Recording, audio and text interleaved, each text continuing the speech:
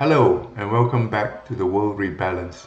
In the previous episode, we explored the idea that China is not simply a nation state in the Western sense, but something older and larger, a civilization state shaped by thousands of years of continuity. In this episode, we turn to one of the most remarkable periods in that long history, the Tang Dynasty. Between the 7th and 9th centuries, China stood at the center of a vast Eurasian world of trade, culture, and ideas. Its capital, Chang'an, was one of the most cosmopolitan cities in the world. The Tang era shows us what China can look like when it is prosperous, confident, and open to the wider world. Understanding that moment in history helps us understand something important about China today. So let's step back more than 1,000 years and explore what the Tang Dynasty can teach us. This is episode 3, the Tang Model: Prosperity, Diversity, and Confidence. Episode 3: The Tang Model: Prosperity, Diversity, Confidence. China's future is often discussed in terms of technology, high-speed rail, artificial intelligence, megacities, factories that move with mechanical precision. But to understand where China may be going, it is not enough to look at the present. We must also look at the past, because there was once a time when China stood confidently at the center of the world, a time when it was wealthy, powerful, outward-looking, a civilization with cultural gravity, a civilization that did not doubt itself. That time was the Tang Dynasty, and in many ways, the Tang world may offer the closest historical mirror to the China that is emerging today. The empire that felt like the world. The Tang Dynasty ruled China from 618 to 907 CE. To many historians, it represents one of the great high points of human civilization. During this era, China was vast, organized, and astonishingly productive. Its capital, Chang'an, was not merely a political center. It was one of the greatest cities on earth. Broad avenues stretched across the city. Towering gates marked its entrances. Markets buzzed with activity. Visitors from distant lands often felt as if they had stepped into the future. And they did come from Persia, from Central Asia, from India, from Arabia, from Korea and Japan. They came as merchants, they came as diplomats, they came as students, pilgrims, artists, and travelers. Because Tang China was not isolated. It was the gravitational center of Asia, perhaps even the center of the world, a civilization confident in itself. The greatness of the Tang Dynasty was not only material, it was psychological. Tang China did not behave like a frightened power. It did not obsess constantly about enemies. Instead, it behaved like a mature civilization, a civilization aware of its own strength. And this confidence created something remarkable. Openness.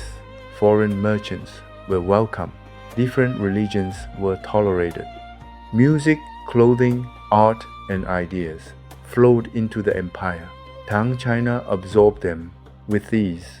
This is one of the most striking features of the Tang world. It was not narrow, it was expansive, and it could afford to be expensive because it did not fear losing its identity. A civilization that doubts itself becomes defensive.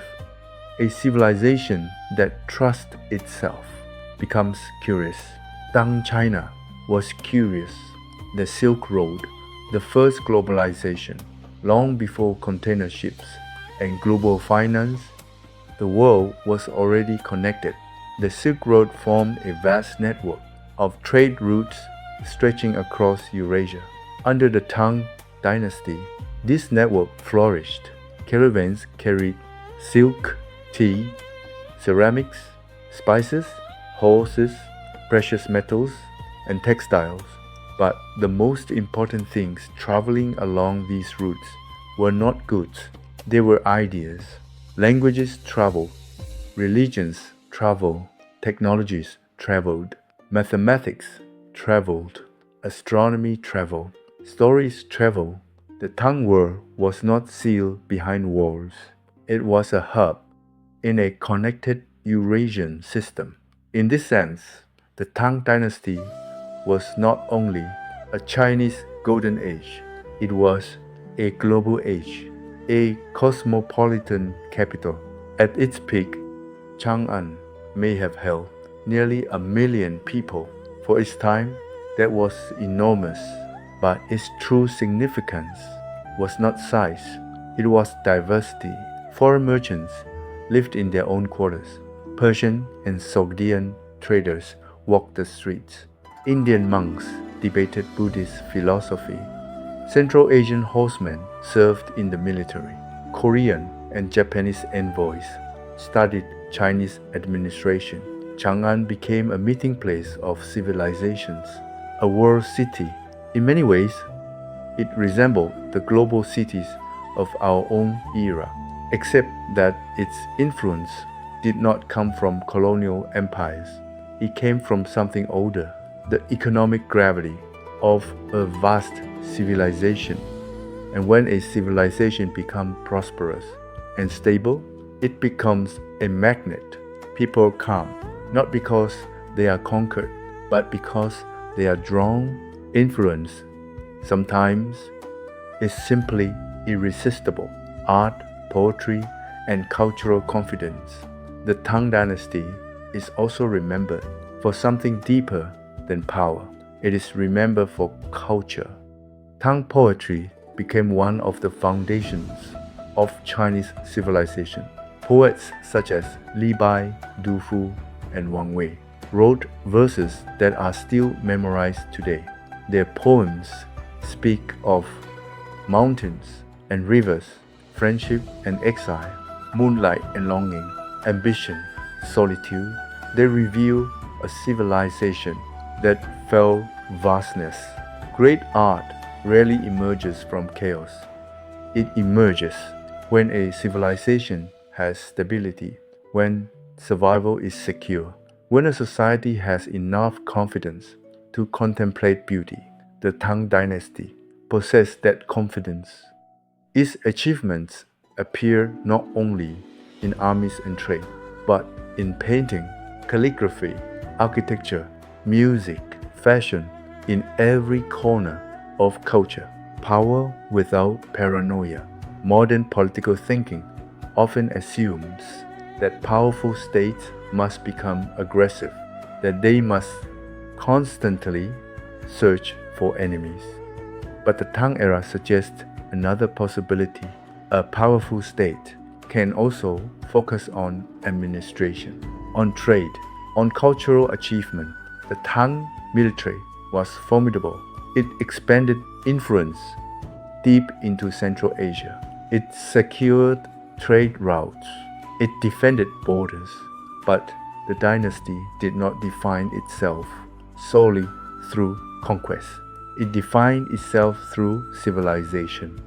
Its greatness was measured not only by territory, but by the order it created and the culture it radiated. A confident civilization does not always hunger for war. Often, it hungers for prestige, and prestige can shape the world without conquest, influence without colonization. During the Tang era, many neighboring states entered tributary relationships with China. They acknowledged the central status of the Chinese Empire.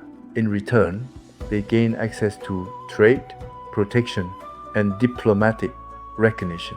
To Western observers, this sometimes appears as imperial domination, but in many cases, it was also a pragmatic system, a way of stabilizing a region without permanent occupation. The tributary system was not colonialism in the European sense. It did not involve mass settlement. It did not impose religion. It did not strip distant lands of resources.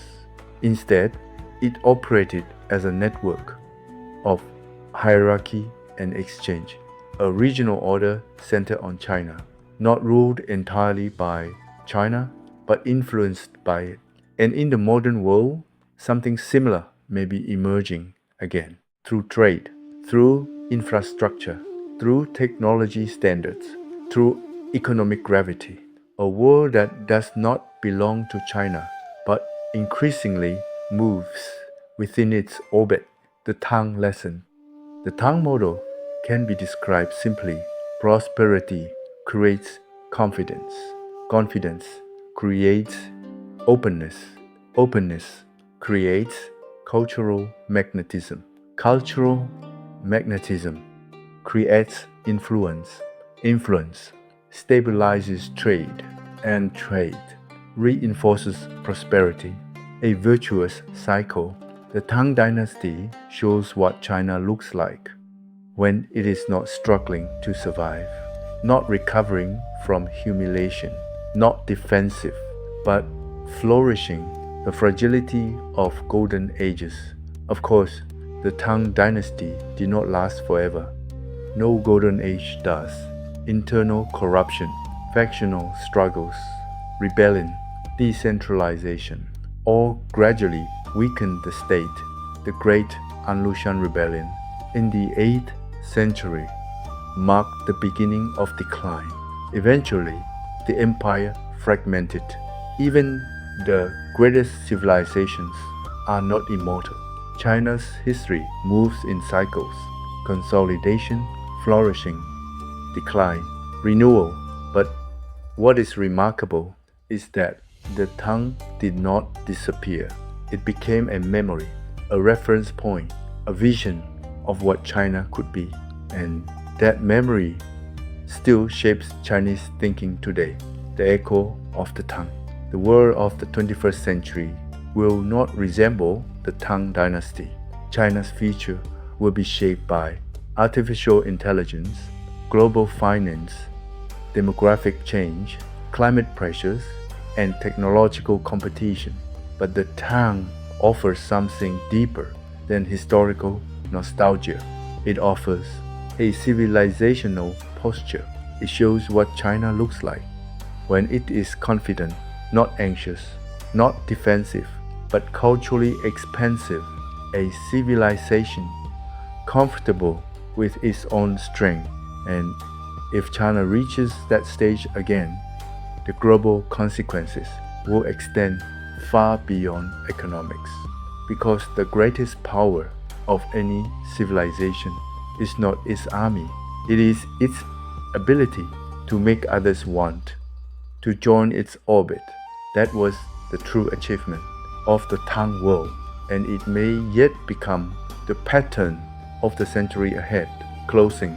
In the next episode, we will examine another moment from China's past that challenges modern assumptions. The Voyages of Admiral Zheng He, a story that forces us to reconsider what it means for a great civilization to project its power across the oceans